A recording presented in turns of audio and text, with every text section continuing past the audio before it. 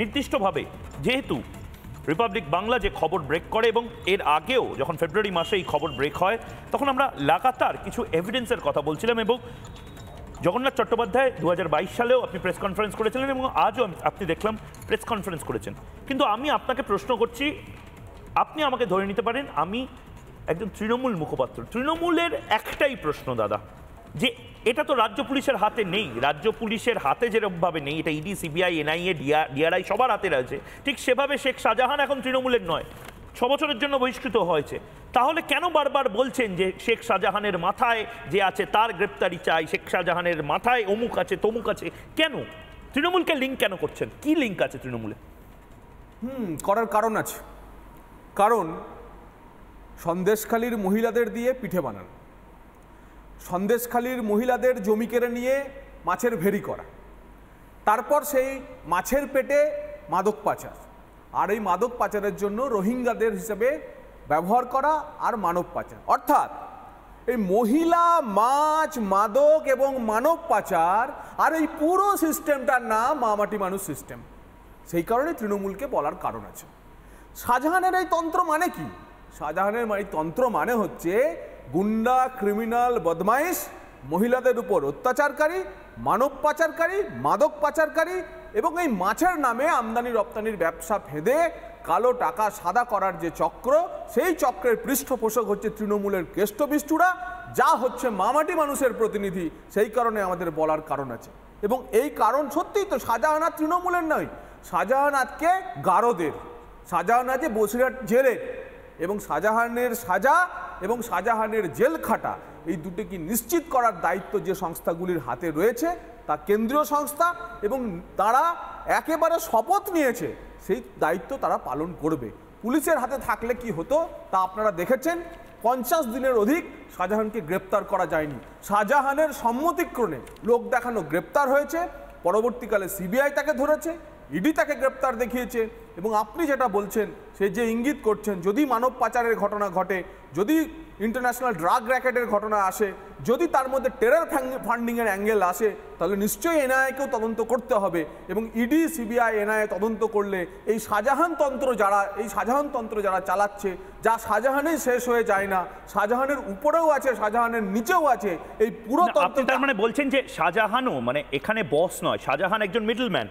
মানে আমি এই কারণে জিজ্ঞেস করছি, কারণ আমি যে কনসাইনমেন্টের কথা 2022 সালে যে কনসাইনমেন্ট, ড্রাগের কনসাইনমেন্ট আসে এবং ডিআরআই গ্রেপ্তার করে, মানে শুল্ক দপ্তর যাদেরকে গ্রেপ্তার করে বা সিজ করে, 180 কোটি টাকার হেরোইন, এবং এই 180 কোটি টাকার হেরোইন আনতে আমি যতটা দেখছিলাম জাহাজে কিছু ইঞ্জিনিয়ারিং মেটেরিয়াল মানে যন্ত্রাদি কিনতে হয়েছে, জাহাজ ভাড়া করতে হয়েছে, আফগানিস্তানে যারা হ্যান্ডলার আছে তাদের টাকা দিতে হয়েছে, জবিল আলী পোর্ট অর্থাৎ দুবাইদের যে পোর্ট সেখানে গাড়ি করে বা ট্রলার করে নিয়ে আসতে হয়েছে। মানে এটা একটা বিরাট নেটওয়ার্ক। এই বিরাট নেটওয়ার্ক তার মানে আপনি বলছেন শাহজাহানের একার নয়? দেখুন, আপনারা তদন্তকারী সাংবাদিক হিসাবে আপনারা যখন শরীফুল মোল্লার বাড়িতে জেলিয়াখালীতে যান, আপনারাই দেখিয়েছিলেন যেটি নেহাতি মানে হোগলার বাড়িতে শরীফুল এবং তার পরিবার থাকে। শরীফুল মোল্লার যখন পরিচয় জানা যায়, শরীফুল এন্টারপ্রাইজ, তাকে সে জানতো কি না জানতো, তার পরিচয় ব্যবহার করে যে ব্যবসায়িক সংস্থাটি তৈরি করা হয়েছিল, সেই শরীফুল এন্টারপ্রাইজের শরীফুলকে শেষ খুঁজে পাওয়া যায় দমদমের কোথাও কোনো একটি প্রমোটার বা ডেভেলপারের একটি প্রজেক্টে দিনমজুরের কাজ করছে, জোগাড়ের কাজ করছে। ভেবে দেখুন, সন্দেশখালীর জেলিয়াখালী, সেখানে শরীফুল এন্টারপ্রাইজ নামে একটি সংস্থার নামে একটি কনসাইনমেন্ট বুক হচ্ছে। সেই কনসাইনমেন্টটা কিসের? ইঞ্জিনিয়ারিং স্পেস গিয়ার বক্সের ইঞ্জিনিয়ার। তো এই গিয়ার বক্সের এত বড় কনসাইনমেন্ট, কন্টেনার ভর্তি গিয়ার বক্স যাচ্ছে কোথায়? সন্দেশখালীর জেলিয়াখালীতে। তো এই তথ্যকে যখন তারা আতস কাচের নিচে তদন্তকারীরা ডিআরআই এবং এনসিবি যখন ফেলে যে সন্দেশখালী জেলিয়াখালীতে এমন কি বড় ব্যবসায়, এমন কি বড় ইঞ্জিনিয়ারিং ব্যবসা আছে যেখানে গিয়ার বক্স যাচ্ছে এক কন্টেনার, তখনই তাদের সন্দেহ হয়। এবং সেই সঙ্গে ওই সমসাময়িককালে যে সংস্থা থেকে এই কনসাইনমেন্টটি আসছিল, সেই সংস্থারই আরও 2টি কন্টেনারে গুজরাতের পোর্ট বন্দরে কিছু মাদক ধরা পড়ে, মুন্দ্রা পোর্টে বিরোধীরা লাগাতার বলে গেছে। তো তারপরে যখন দেখা যায়, আপনি ভাবুন শুধু যে সন্দেশখালীর শরীফুল মোল্লা, জেলিয়াখালীর শরীফুল মোল্লা, সে কিনা এক কন্টেনার গিয়ার বক্স বুক করছে। কোথা থেকে আসছে সেটা? বুক হচ্ছে আফগানিস্তানের একজন মাদক মাফিয়ার থেকে। সেই মাদক মাফিয়া থেকে আসছে করাচির সড়ক পথে, করাচি থেকে দুবাই পোর্ট থেকে মাঝপথে কোথাও কন্টেনার 2-3টি নামছে একটি পোর্টে, এবং সেখান থেকে নেতাজি সুভাষ ডক এনএসডি ডকে নামছে। কিন্তু ঘটনাচক্রে যখন ওই মাদক গুজরাট এবং মুন্দ্রাতে ধরা পড়ে গেল, তারপরে কিন্তু এই কনসাইনি অর্থাৎ শরীফুল মোল্লা এবং তার যে ক্লিয়ারিং এজেন্ট ছিলেন, তিনি একজন কলকাতার প্রথিত ক্লিয়ারিং এজেন্ট এবং দুটি বড় ভারতবর্ষের সবচেয়ে বড় বহুজাতিকের ক্লিয়ারিং এজেন্ট। তাদের ক্লিয়ারিং এজেন্ট আর শরীফুল মোল্লার ক্লিয়ারিং এজেন্ট এক, তারা কিনা দুবাই থেকে আফগানিস্তান থেকে মাল নিয়ে আসছিল। একদম। আমি জগন্নাথ আপনার কাছে আসবো, বাকিদের কাছেও আসবো, কিন্তু একবার আমি দেখে নিতে চাই আপনি যে রুটের কথা বলছিলেন, বাংলার দর্শকদেরকে এই রুটটা দেখাই যে সন্দেশখালি শুধুমাত্র এই পিঠে বানানোর জন্য, শেখ শাহজাহানের অত্যাচারের জন্য আন্তর্জাতিক ম্যাপে আসছিল না।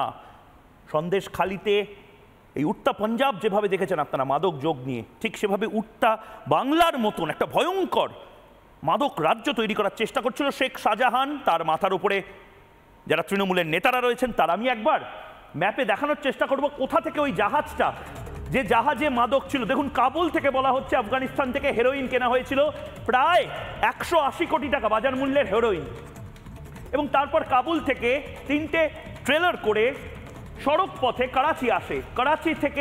করাচিতে আপনারা জানেন করাচিতে পোর্ট আছে, অর্থাৎ বন্দর রয়েছে। করাচি সমুদ্রের পাড়ে, একদম সমুদ্রের পাড়ে। করাচি থেকে যেহেতু ডিরেক্ট কলকাতা বা সন্দেশখালি বা হলদিয়া ঢোকানো যাবে না, আমি আবার একদম দেখানোর চেষ্টা করব। দেখুন, কাবুল থেকে ডিরেক্ট সড়ক পথে করাচি আসে, করাচি থেকে চলে যায় দুবাইতে।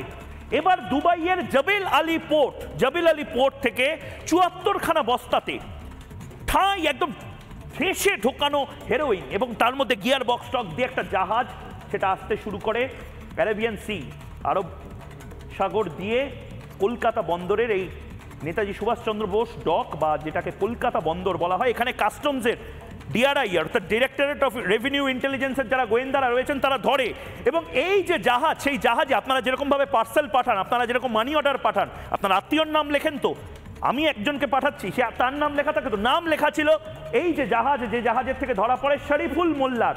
এই শরীফুল মোল্লাকে কে টাকা পাঠিয়েছিল? না, সাবিনা এন্টারপ্রাইজ বলে একটি কোম্পানি থেকে টাকা ঢুকেছিল।